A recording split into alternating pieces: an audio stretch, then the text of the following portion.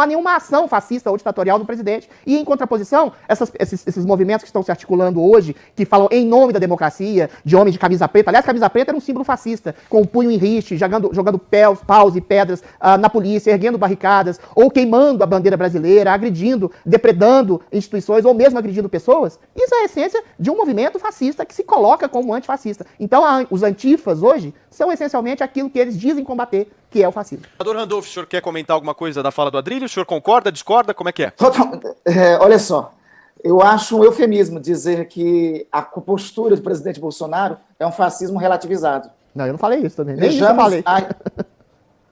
Adrilho, se você quiser fica o programa todo só seu. Eu não faço questão. Vamos lá, senador, vamos lá. Vamos lá. Eu acho um eufemismo tratar o bolsonarismo de um fascismo relativizado. Nós temos que recuperar quais são as características do fascismo. Culto à personalidade. Tem no Brasil?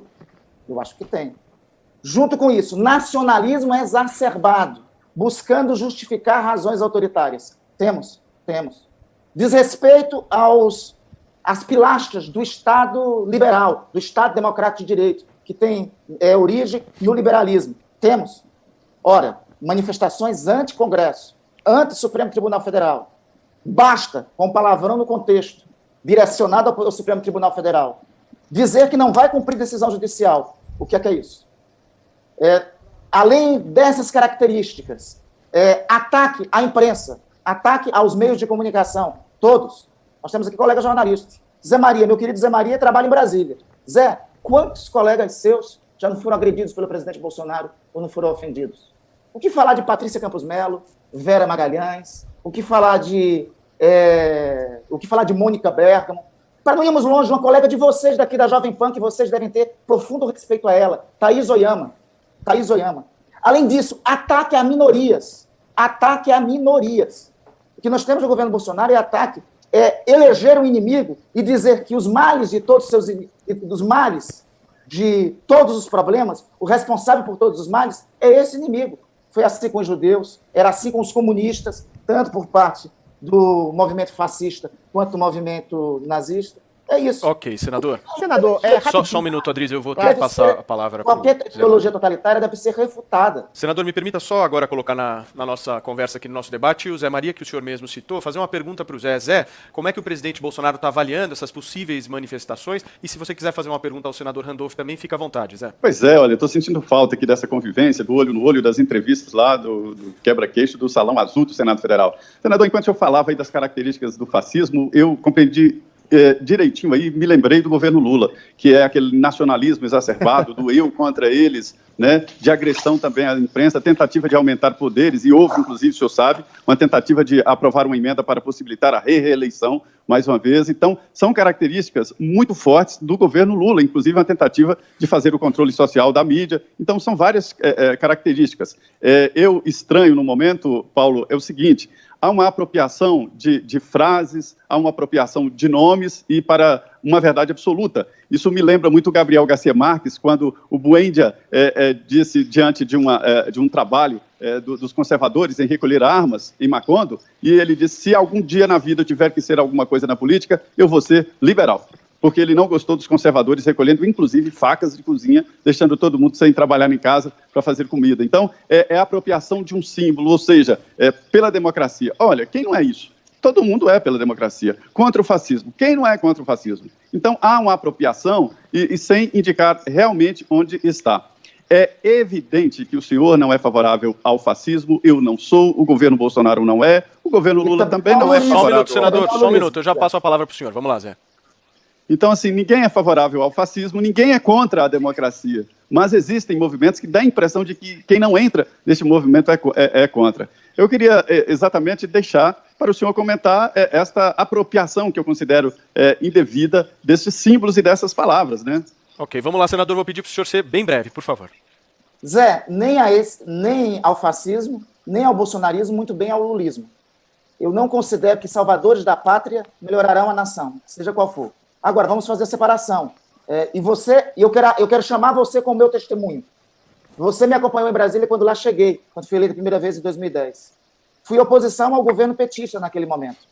E assim, fui oposição ao governo petista, apoiei a Operação Lava Jato. apoiei a Operação Lava Jato. Aliás, quando alguns aliados do presidente Bolsonaro de hoje, como o Centrão, estavam contra a Operação Lava Jato, eu estava lá, apoiando a operação. Agora, vamos testemunhar uma coisa. O próprio presidente, ex-presidente Lula, refutou a possibilidade de terceiro mandato, né, em 2010. Refutou a possibilidade de mudar a Constituição para isso, que eu acharia uma ofensa. Aliás, uma outra característica que deve ser refutável é esse tipo de tentar cooptar as instituições por dentro e impedir a liberdade de imprensa, que é o que acontece na Venezuela. Né? Assim, culto à personalidade existem em modelos à extrema-direita e existem em modelos à extrema-esquerda. Está aí, por exemplo, o stalinismo. Né?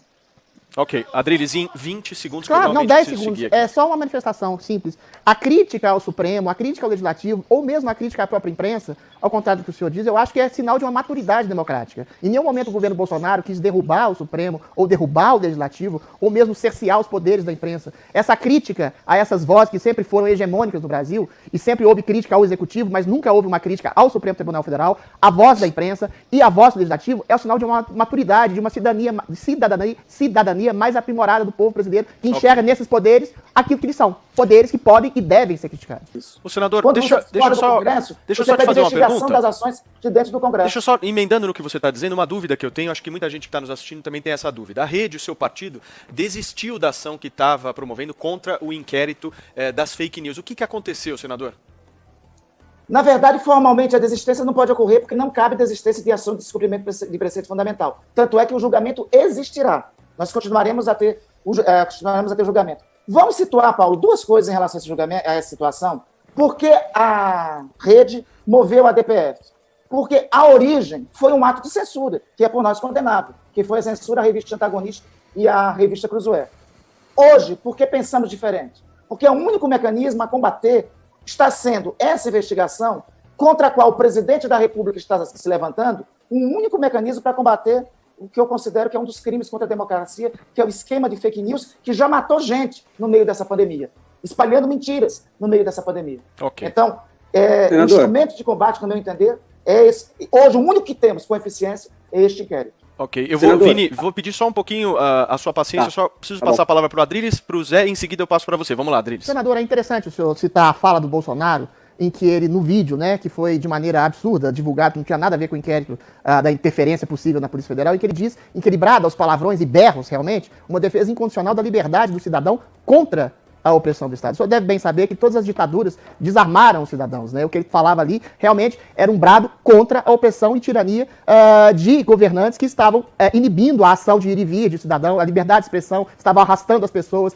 fechando comércios contra o direito ao trabalho livre do cidadão. Isso é a coisa mais antifascista e antiditatorial. O problema é exatamente que pecham o selo de fascista, ou até de nazista, como o Celso de Mello diz, comparando o governo absurdamente à República de Weimar, da ascensão do nazismo, né, quando não há nenhum tipo de ação ditatorial do presidente. E quando, nessa pecha autoritária de impor um nazifascismo absurdo no governo Bolsonaro, cerceiam os poderes dele, né, cerceiam os poderes de combate à pandemia, tentam apreender o celular do presidente, cerceiam o direito, que é uma prerrogativa dele, de nomear o chefe da Polícia Federal, e outras coisas, tudo baseado nessa cola absurda de um governo nazifascista no governo Bolsonaro. Então, o que ele faz é simplesmente se proteger de um cerceamento de uma autoridade absolutamente legal de um governo executivo, dada esse conluio absurdo das pessoas, de gente do Legislativo e gente do Judiciário, sobretudo do Supremo, de tentar cercear os poderes do presidente, atribuindo-lhe uma pecha absurda de fascista. Não há uma única atitude autoritária de perseguição a minorias ou a liberdade de expressão da parte do Bolsonaro. Eu preciso ouvir os outros companheiros. Vamos lá. Zé Maria.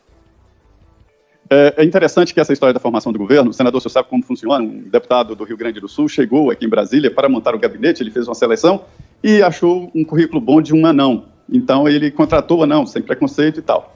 Só que ele tinha que contratar 6 outros funcionários.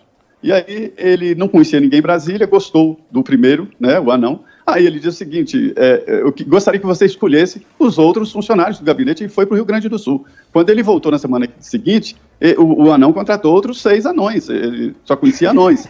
Então é mais ou menos assim, o ex-presidente Lula, se você for dar uma olhada ali nos ministros dele, são ex-participantes, guerrilheiros, que alguns consideram terroristas, né, inclusive a ex-presidente Dilma, e pessoas sindicalistas, né, e assim por diante. Agora o artigo 142, eu não diria não garante, rejeita qualquer possibilidade de intervenção militar, e acho isso muito claro, sim. A declaração de ruptura é descabida, é inaceitável. Como é que um deputado federal como eu, congressista que sou, que assumi o compromisso de respeitar esse livrinho aqui, que a Constituição da República Federativa do Brasil faz ameaça de ruptura, sendo ainda esse deputado federal filho do presidente da República. Isso é um atentado contra o Estado Democrático de Direito. E, veja, Drilis, isso é fascismo. Isso é instinto autoritário. Só dizer uma coisa assim bem claro.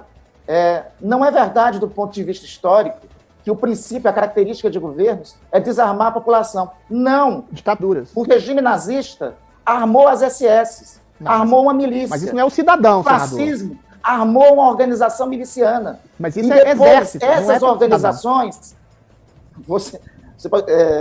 quando você quiser falar, fique à vontade. Adriles, vamos lá. Senador, por favor, então, conclua. olha só. É errada essa caracterização do ponto de vista histórico. Essa é uma informação de WhatsApp. Vamos tentar buscar as informações com lastro na realidade. No lastro da realidade, a informação dá conta do seguinte. Veja. Os regimes autoritários todos, inclusive a esquerda, o stalinismo, os bolcheviques eram uma organização paramilitar, fora do exército armado, que conduzia um processo revolucionário. O fascismo e o nazismo tinham as suas milícias, e aí se apoderaram do Estado. Ok, então, senador. Mas isso são polícias oficiais, ter as senador. pessoas sem armas, Senador Randolph. terem as pessoas sem armas, é um princípio do Estado Democrático de Direito. Não. As armas estarem sob o monopólio das forças do Estado. É um direito Porque do cidadão, as pessoas deputado, para se senador. levantar contra governadores e prefeitos, o presidente da República propôs isso. Isso é um atentado. Senador, Adriles, segunda eu vou ter emenda que seguir americana, aqui. é direito do cidadão se armar contra a opressão e tirania Gente, de um possível Estado autoritário.